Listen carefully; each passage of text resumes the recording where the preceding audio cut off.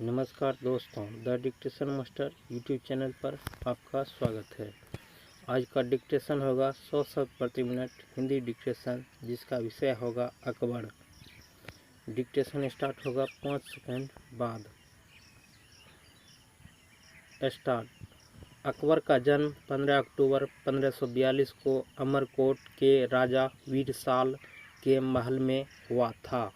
14 फरवरी 1556 को पंजाब में गुरुदासपुर जिले के निकट कालानौर नामक स्थान पर बादशाह घोषित किया गया।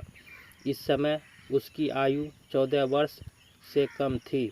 शाह अब्दुल माली ने अकबर के राज्याभिषेक में सम्मिलित होने से इनकार कर दिया था। हुमायूं इसे फरजंद पुकारता था। बैरम खां अकबर का संरक्षक था। अकबर ने उसे अपना वकील वजीर नियुक्त किया तथा उसे खान-ए-खाना की उपाधि से विभूषित किया। अकबर ने सर्वप्रथम कछवाहा राजपूतों से वैवाहिक संबंध स्थापित किए थे। जिस समय अकबर ख्वाजा मोइनुद्दीन चिश्ती की दरगाह की यात्रा हेतु जा रहा था तो सांगानेर नामक स्थान पर 1562 ईस्वी में आमेर का राजा बिहारीमल बादशाह की सेवा में उपस्थित हुआ। उसने अकबर की अधीनता स्वीकार की तथा उससे अपनी ज्येष्ठ पुत्री हरखाबाई, लोक प्रचलित नाम जोधाबाई, का विवाह करने की इच्छा भी व्यक्त की। अकबर ने राजा का प्रस्ताव स्वीकार कर लिया तथा अजमेर से लौटते समय सांभर में उसने राजा बिहारीमल की पुत्री से विवाह किया। यह अकबर का प्रथम राजपूत कन्या से विवाह था। इस प्रकार बिहारीमल भारमल पहला राजपूत राजा था जिसने स्वेच्छा से अकबर की अधीनता स्वीकार की। इसी राजपूत राजकुमारी से शहजादे सलीम जहांगीर का जन्म हुआ। अकबर ने सूफी मत में अपनी आस्था जताते हुए चिश्तिया संप्रदाय को समर्थन दिया। वह ख्वाजा मोइनुद्दीन चिश्ती की अजमेर स्थित दरगाह पर दर्शन हेतु अक्सर जाता था। अपनी उदार धार्मिक नीति के अंतर्गत उसने 1562 ईस्वी में दास प्रथा, 1563 ईस्वी में तीर्थ कर तथा 1564 ईस्वी में जजिया कर को समाप्त कर दिया।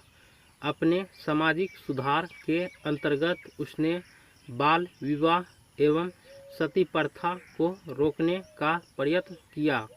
उसने यह आज्ञा दी थी कि आदमी को एक ही स्त्री से विवाह करना चाहिए और वह तभी दूसरा विवाह कर सकता है जब उसकी पहली पत्नी बंधिया हो।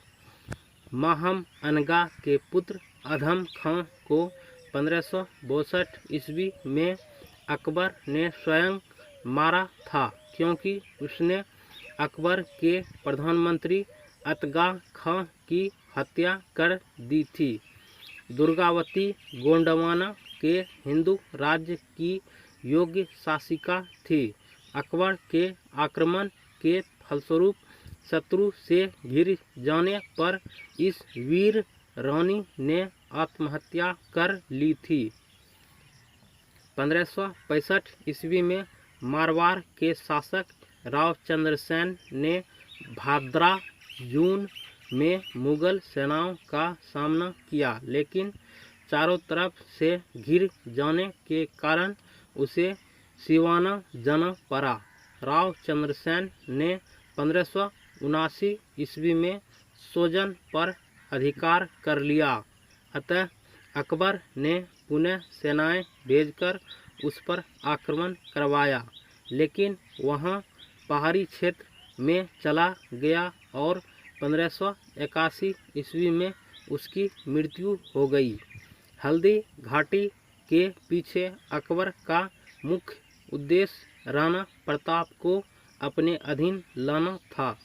अकबर ने अप्रैल 1576 ईस्वी में मान सिंह के नेतृत्व में 5000 सैनिकों को राणा प्रताप के विरुद्ध भेजा। मान सिंह मंडलगढ़ के मार्ग से होता हुआ गोगुंडा गढ़ से 14 मील दूर हल्दी घाटी दर्रे के निकट पहुंचा। राणा प्रताप भी मुगल सेना का सामना करने के लिए पहाड़ियों से उतर आए। फलतः जो युद्ध हुआ वह हल्दी घाटी के युद्ध के नाम से प्रसिद्ध है, जिसमें राणा पराजित हुए और उन्हें अरावली की पहाड़ियों में शरण लेनी पड़ी। मेवाड़ राज्य ने अकबर की संप्रभुता स्वयं स्वीकार नहीं की थी। राणा प्रताप ने लंबे समय तक मुगलों से युद्ध लड़ा। राणा प्रताप की मृत्यु के बाद उनके पुत्र राणा अमर सिंह ने 1615 ईस्वी में जहांगीर से संधि की थी। जब शहजादा सलीम ने विद्रोह कर इलाहाबाद में स्वतंत्र शासक की तरह व्यवहार करना आरंभ कर दिया था, तब अकबर ने 1602 ईस्वी में दक्षिण से अपने मित्र अबुल फजल को बुलाया। उसी समय सलीम के इशारे से ओरछा के बुंदेला सरदार वीर सिंह देव ने मार्ग में अबुल फजल की हत्या कर